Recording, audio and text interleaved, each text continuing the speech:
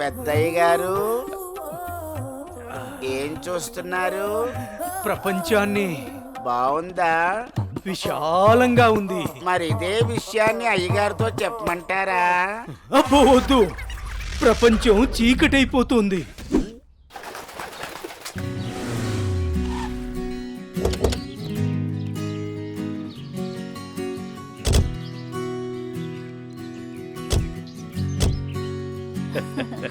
ప్రయాణం బాగా జరిగిందా బావగారు? జరిగిందండి. రండి రండి. రండి గారు. అమ్మగారు, అమ్మగారు, ఓ అమ్మగారు ఇక్కడ ఉన్నారా? అమ్మగారు, ఈ విషయం మీకు తెలిసిందా? చెప్తేనే కదరా తెలిసేది. ఓగోరించావు గాని చెప్పి చావు. అదే అమ్మగారు, మీ మేనకోడలికి పెళ్లి చూపులు అంటండి. అబ్బా, ఇక్కడ దవడ పెళ్ళింది, అక్కడ బాజ మోగుద్ది. మా అమ్మాయి అంతా చెప్పిందండి. తన ఇష్టాన్ని నేను ఎప్పుడు కాదన్ను. ఇప్పుడు కూడా తనకు నచ్చిన వాడిని ఎంచుకుంది. నా కూతురి మాటను నేను ఎప్పుడూ కూడా గౌరవిస్తాను. ఎందుకంటే అమ్మాయి అంత తేలిగ్గా ఎవ్వరిని ఇష్టపడదు. అమ్మాయి గారు, అబ్బాయి గారు కత్తిలా ఉన్నారండి.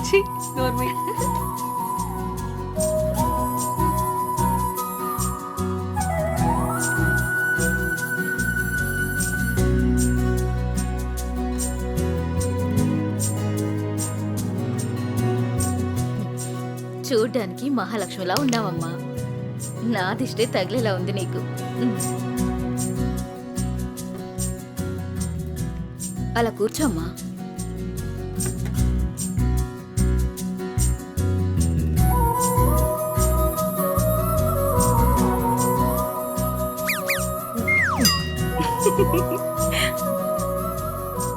మనం ఎంత చేసినా ఏం చేసినా పిల్లల సంతోషం కోసమే కదా బావగారు.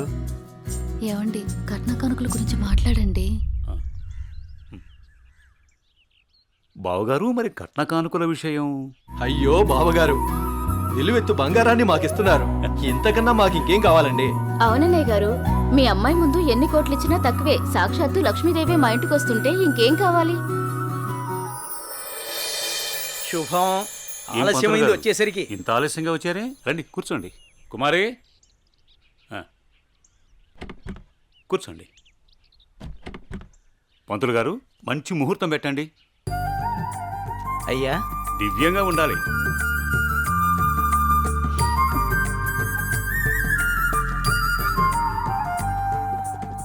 దివ్యమైన ముహూర్తం ఉంది 4 రోజుల్లో. సరే అయితే ఆ రోజే నిశ్చితార్థాన్ని ఖాయం చేయండి. అమ్మా అనన్య, ఇలా రామ్మా.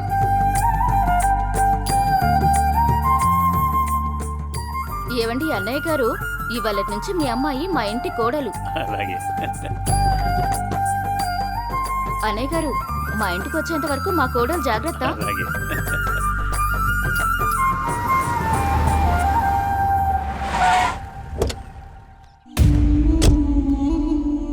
ఎవరే వెళ్తుంది?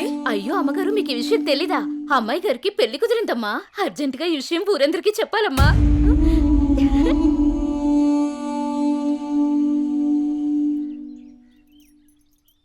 అన్నయ్య, ఏం నువ్వు చేస్తుంది? రా చెల్లెమ్మా, ఇదేనా రావటం? రామ్మా కూర్చో. ఏంటన్నయ్య, అనన్యకి సంబంధం చూసావంట? అవునమ్మా, మంచి సంబంధం. ఛే, నీకు తప్పనిపించడం లేదు? అదేంటమ్మా, నా కూతురు పెళ్లి చేయటం నాకు తప్పనిపించటం ఏంటి? అంటే ఆనాడు నువ్వు ఆపదలో ఉన్నప్పుడు మా ఆయన నొప్పించి నీకు చేసిన మేలు మర్చిపోయావా? చేసిన మేలు ఇచ్చిన మాట మర్చిపోయే మనిషిని కాదమ్మా. అయితే ఇప్పుడు నువ్వు చేసేదేంటి? నువ్వు నాకు చేసిన మేలు ఎప్పుడో తీర్చేశాను. ఇక ఇచ్చిన మాట అంటావా? నీ కొడుకు గురించి నాకు బాగా తెలుసు. చూస్తూ చూస్తూ నా కూతురు గొంతు కయ్యలేను. చూస్తా, ఈ పెళ్లి ఎలా జరుగుతుందో నేను చూస్తా. శాంతం, నువ్వు నా చెల్లెలు వల్ల ఒకే ఒక కారణం చేత నేను ఇంతవరకు శాంతంగా ఉన్నాను. చూడు, నీకు నచ్చినా నచ్చకపోయినా నా కూతురు పెళ్లి తనకు నచ్చిన వాడితోనూ చేస్తాను, అంతే. అది చూస్తా.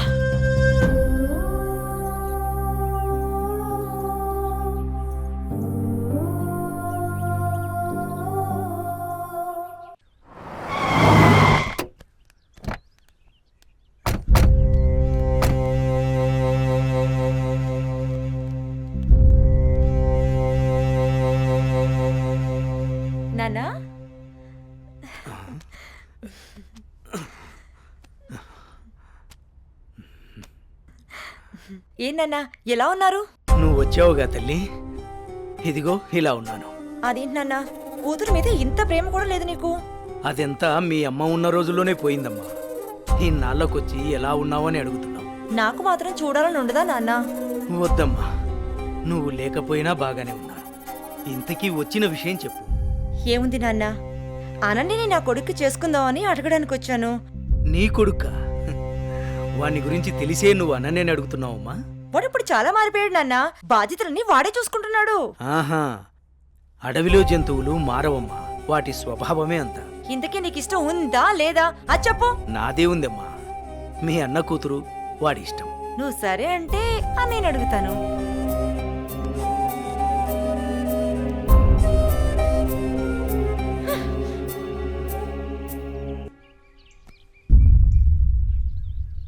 ఏమండి, వెళ్ళి మన అబ్బాయి పెళ్లి గురించి మాట్లాడండి. ఏం మాట్లాడనే? మీ అయ్య నన్ను చూస్తేనే అంత ఎత్తులు లేస్తాడు. ఛే, ఎప్పుడు ఇంత నోరు వేసుకుని నా మీద అరవటమే కానీ ఎప్పుడైనా మీరు ఆయన్ని మామగారులా చూసారా? అందుకే ఆయన మిమ్మల్ని చూస్తే ఎంత ఎత్తులు లేస్తున్నాడు. రే అనిల్, నీ పద్ధతి మార్చుకోరా. అసలే మీ తాత ఏమన్నా లెక్క కూడా చేయడం లేదు. అప్పట్లో మా అన్నయ్య ఇచ్చిన మాట చేసిన వాగ్దానం వల్ల ఆయన నేను అడగడానికి వచ్చాం. నువ్వు కాస్త మర్యాదగా నడుచుకోరా. అమ్మా, నువ్వు కొంచెం ఊరుకుంటావా? వాళ్ళు ఎన్ని అడ్డంకులు పెట్టినా, ఎన్ని సాకులు చెప్పినా అనన్య మాత్రం నాది. అది తరువాత. ముందు అమ్మాయితో మంచిగా ఉండు, ప్రేమగా దగ్గరవ్వు. మిగతాది నేను చూసుకుంటాను. సరే అమ్మా, నువ్వు చెప్పినట్టే చేస్తాను. ఏమండి, మా అన్నయ్య వస్తున్నాడు. ఏం బావగారు, బాగున్నారా? బాగున్నాను బావగారు. ఏమ్మా, ఎంతసేపు అయింది వచ్చి? చాలాసేపు అయిందన్నయ్య వచ్చి. ఎరా అల్లుడు, ఎలా ఉన్నావు? బాగున్నాను మామయ్య. రండి కూర్చోండి. సమయానికి మీ వదిన కూడా ఇంట్లో లేదమ్మా.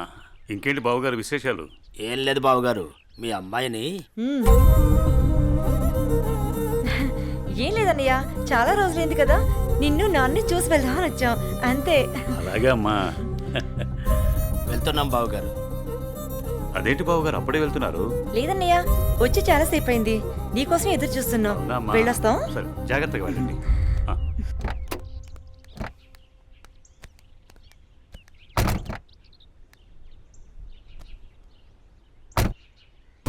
అవును, మనం వచ్చింది పెళ్లి సంబంధం మాట్లాడడానికి కదా, మరి నన్నెందుకు ఆప్ చేసావు?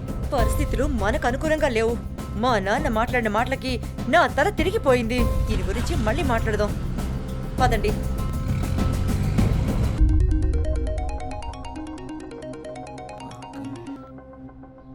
హలో, హలో, నేను భార్గవిని మాట్లాడుతున్నాను. చెప్పమ్మా. మీతో మాట్లాడే పనుంది.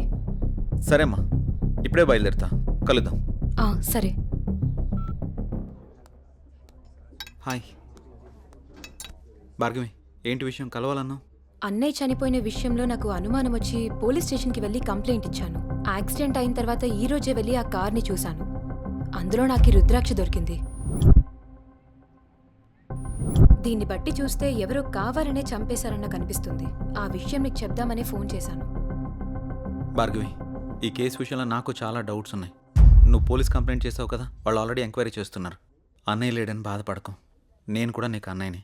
నీకు ఏ కష్టం వచ్చినా ఈ అన్నయ్య ఉన్నాడని మర్చిపోకు, సరేనా? సరే అన్నయ్య.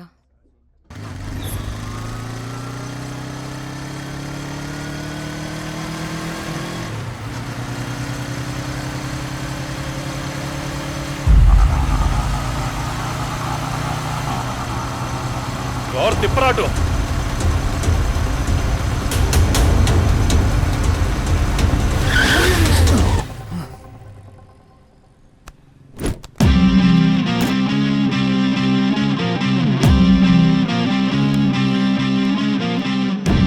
ఎరా, ఎప్పుడు దేన్నో దాన్ని వెంటేసుకుని తిరుగుతూనే ఉంటావా?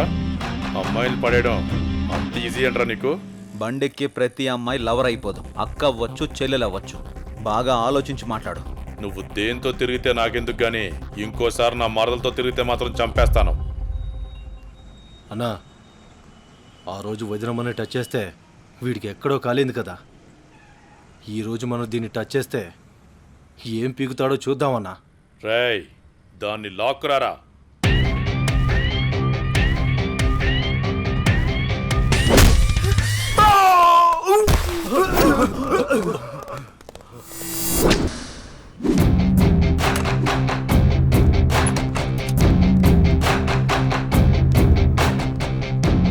వాడిని మన తోట వైపు పరిగెత్తుకుని రా.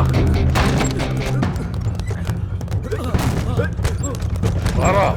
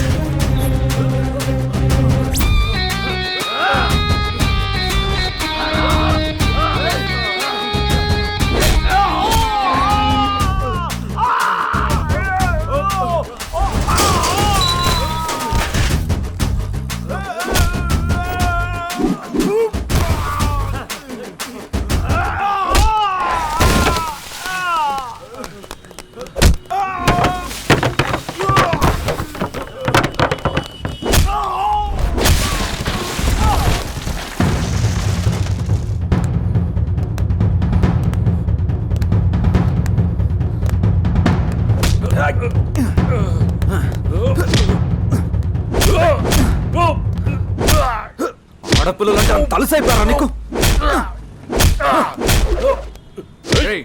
ఎవరా మీరు? పబ్లిక్ లో న్యూసెన్స్ ఏంట్రా? రే వాడిని తీసుకెళ్ళి లోపల పడేయండిరా. Yes sir.